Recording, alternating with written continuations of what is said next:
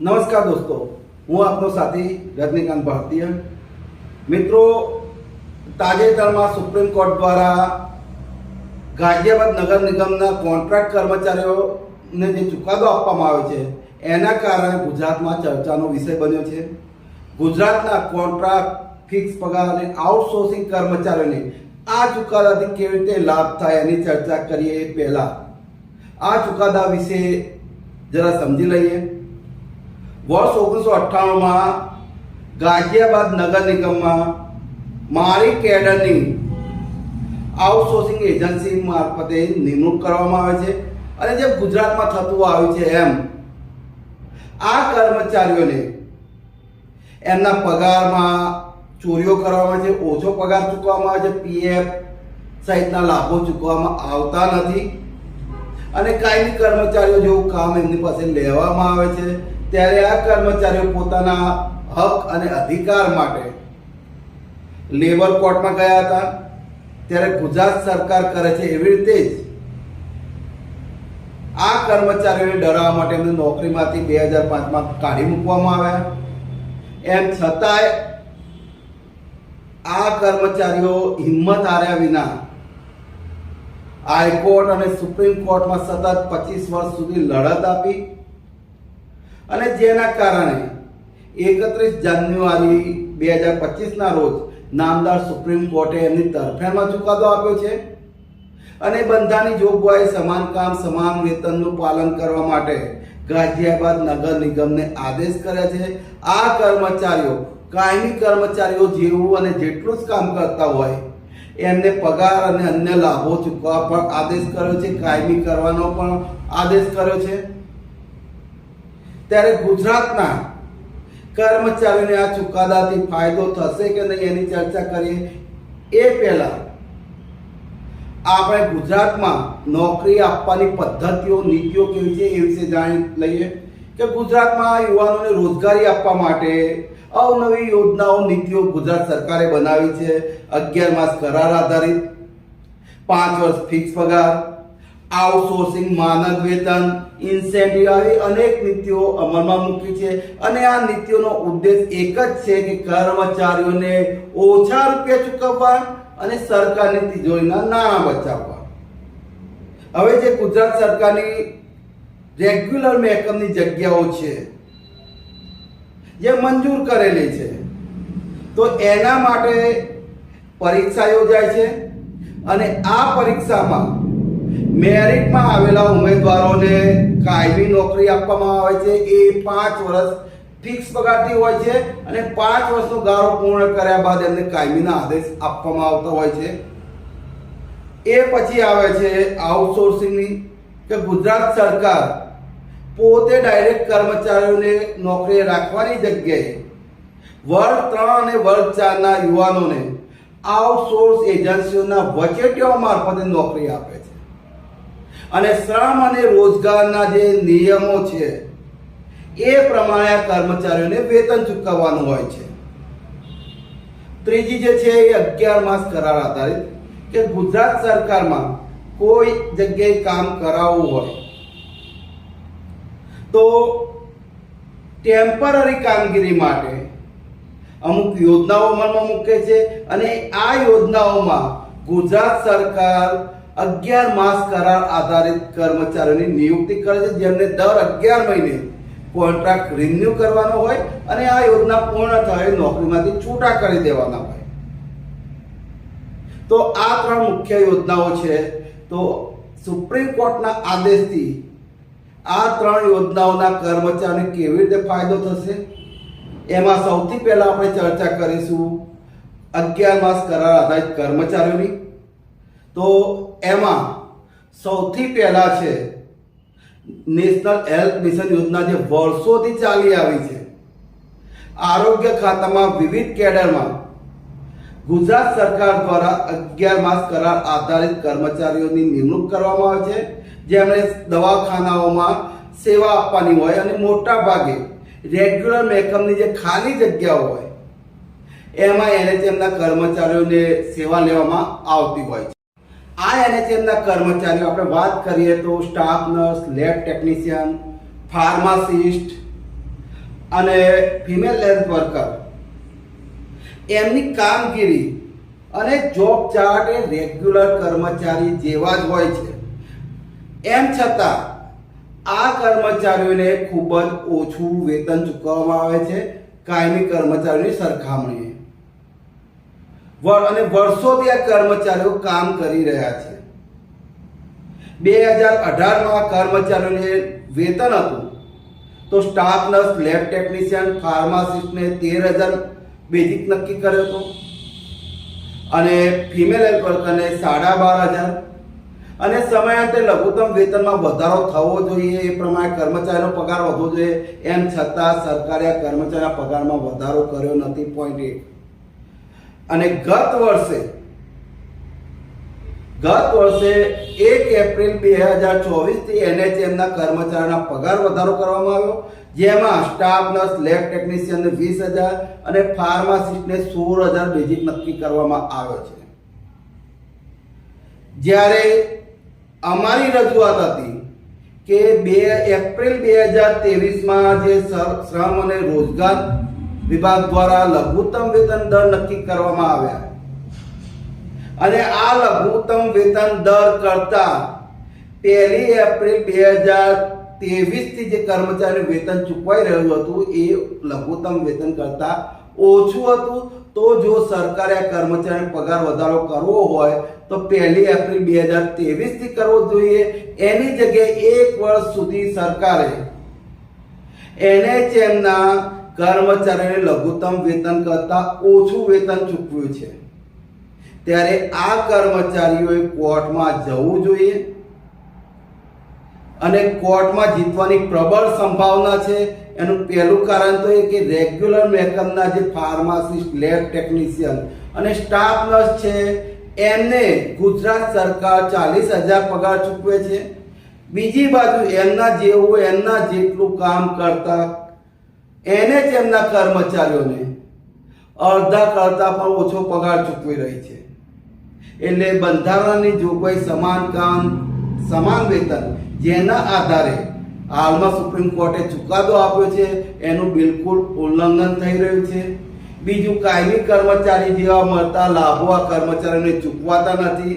શ્રમ અને રોજગારના નિયમો પ્રમાણે પીએફ બોનસ મળતું નથી.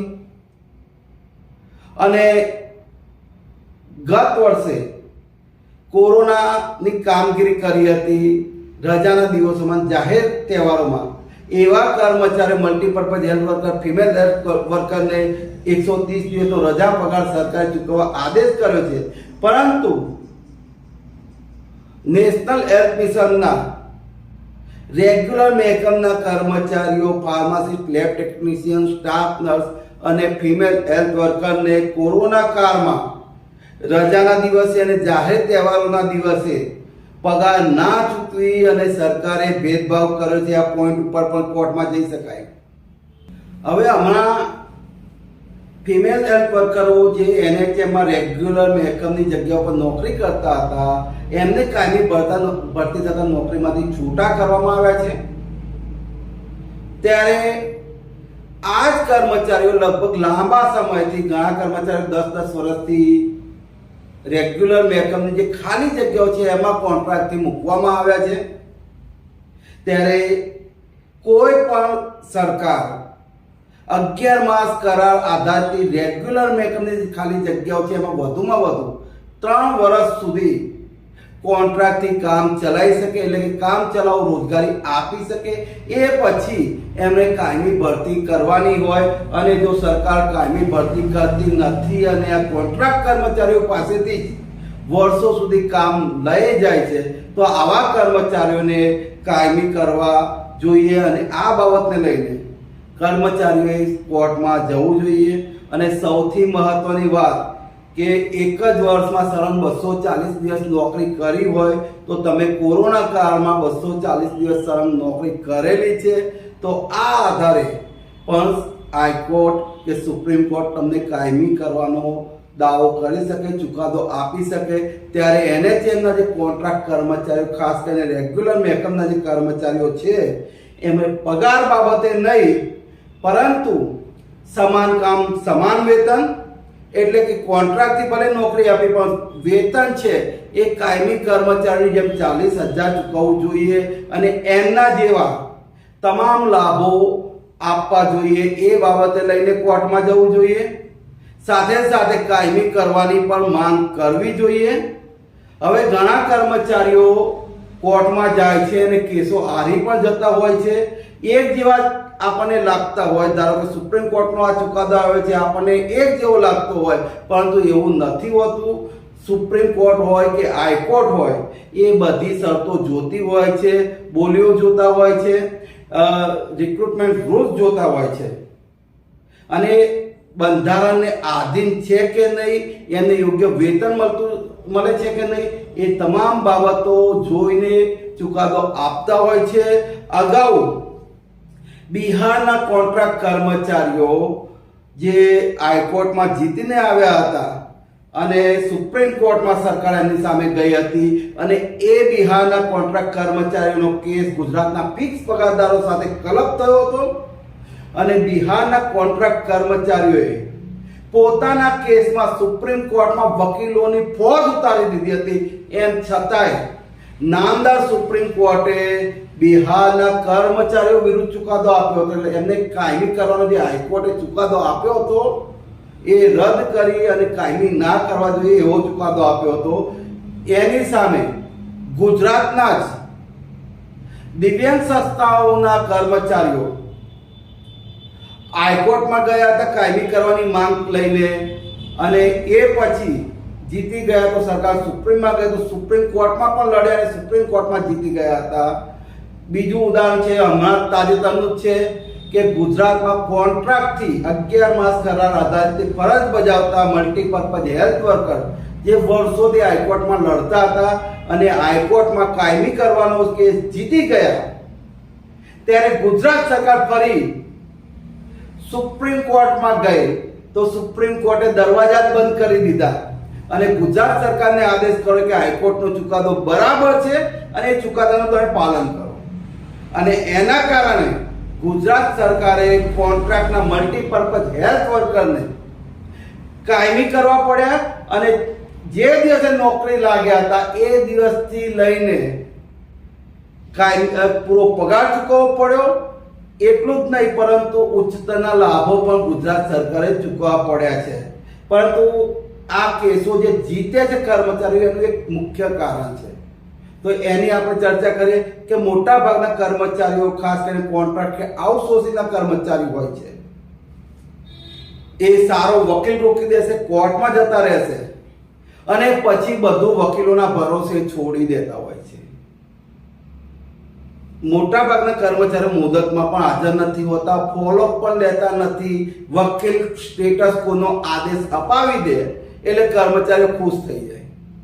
તો દોસ્તો, જો તમે દિલથી અને ખરેખર પોતાના હક અને અધિકાર પ્રત્યે સભાન હોય તો પહેલા તો જે NHMના કર્મચારીઓની મેં વાત કરી, તમારે ટીમ બનાવો, બધાને સંગઠિત કરો. કારણ કે હાઈકોર્ટ હોય કે સુપ્રીમ કોર્ટ હોય, જેટલા કર્મચારી કોર્ટમાં ગયા છે એટલા કર્મચારીઓની ફેવરમાં જ ચુકાદો આપશે, એટલા કર્મચારીઓને ચુકાદાઓનો લાભ મળે છે, બીજા કર્મચારીઓને એનો લાભ મળતો નથી. એટલે તમામ કોર્ટમાં જવાનો નિર્ણય લેવો તો તમામ કર્મચારીઓ સાથે મળીને લેવો, સાથે મળીને કોર્ટમાં જવું અને સારો વકીલ રોકવાની સાથે તમને કાયમી કેમ કરવા જોઈએ એના તમામ પુરાવા વકીલને તમારે પૂરા પાડવાના, ઠરાવ તમારે પૂરા પાડવાના, લેટરો આદેશો જે પણ હોય એ કર્મચારીઓ પૂરા પાડવાના હોય. વકીલનું કામ છે કે એને સંલગ્ન જે ચુકાદાઓ છે, હાઈકોર્ટના ચુકાદા કે સુપ્રીમ કોર્ટમાં, એ ચુકાદા કોર્ટમાં રજૂ કરવાનું કામ વકીલનું છે. બાકી પુરાવા કર્મચારીઓએ લાવવા પડશે, સતત ફોલોઅપ લેવું પડશે અને કોર્ટની દરેક મુદ્દતોમાં હાજરી આપવી પડશે. અને જેના કારણે તમે કઈ ક્ષતિઓ તમારા કેસમાં છે તો એ સુધારી શકો. ત્યારે આજે જે વાત કરી કોન્ટ્રાક્ટ કર્મચારીઓ ખાસ કરીને, તો આ સુપ્રીમ કોર્ટનો ચુકાદો તમારા માટે સીમા ચિહ્નરૂપ છે. કદાચ સરકાર કાયમી ના કરે તો કંઈ નહીં, પરંતુ તમને સમાન કામ સમાન વેતનની જોગવાઈ મુજબ પૂરતો પગાર આપવો પડે. કાયમી કર્મચારી સમકક્ષ પગાર ચૂકવવો પડે, પણ સૌથી મોટી શરત એક જ છે કે તમારામાં લડવાની તાકાત છે કે નહીં, તમારામાં ધીરજ છે કે નહીં. કારણ કે ગાઝિયાબાદ નગર નિગમના કર્મચારીઓ સતત 25 વર્ષ લડ્યા છે, તો તમારામાં 25 નહીં તો 10 વર્ષ સુધી કોર્ટમાં લડવાની તાકાત છે કે નહીં એ જરા ચકાસી લો અને યાહોમ કરો. જીત તમારી છે. આપણે બીજા ભાગમાં આઉટસોર્સિંગ અને ફિક્સ પગારદારોને આ ચુકાદાનો લાભ કઈ રીતે મળશે એની વાત કરીશું. જય હિન્દ, જય ભારત, જય સૌ.